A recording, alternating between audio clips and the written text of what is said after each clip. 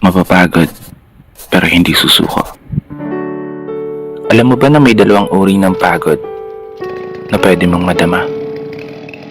Una, yung pagod na itutulog mo lang at pagising mo, okay ka na. Pero may isang uri ng pagod na talagang kakaiba.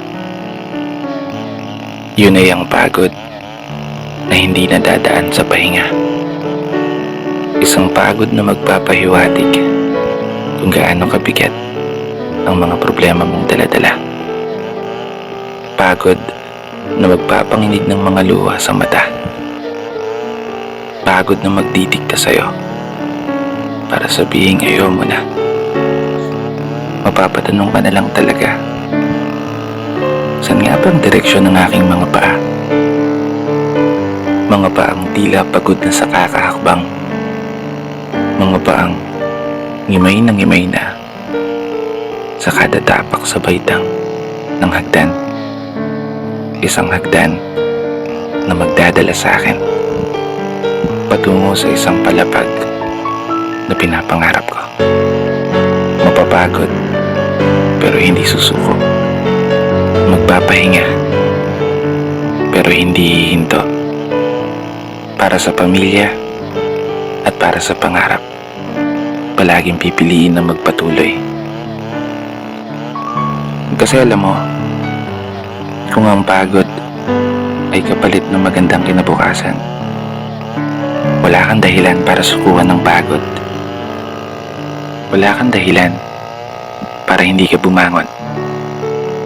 Wala kang dahilan para tuluyang magpalamon sa pagod na magbibigay sa iyo ng mga hamon at pagsubok na susukat sa iyong katatagan at kagustuhang makaahon, kagustuhang umasenso at kagustuhang magtagumpay at tuluyang makamtan yung magandang buhay na gusto mong mapasa kamay.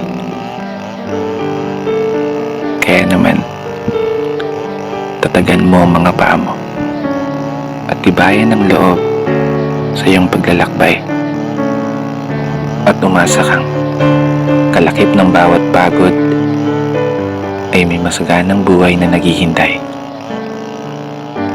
Sige, umusad ka. Dito na nagtatapos. Kaya isang pagpupugay para sa lahat ng mga tao na patuloy sumasabay sa hamon ng buhay. Ako nga po pala si Brother Matt at ito ang aking munting tula. Sana nagustuhan mo.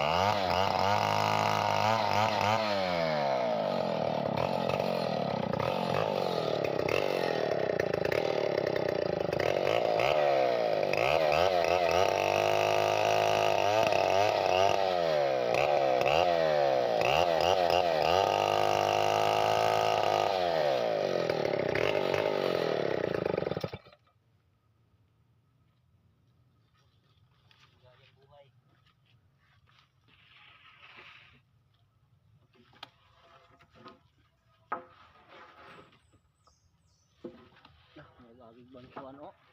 Tabang. Gamit ikurungan mo tayo. Ha? Gamit ikurungan mo. Bukago na to na. Oh, bukag kurungan.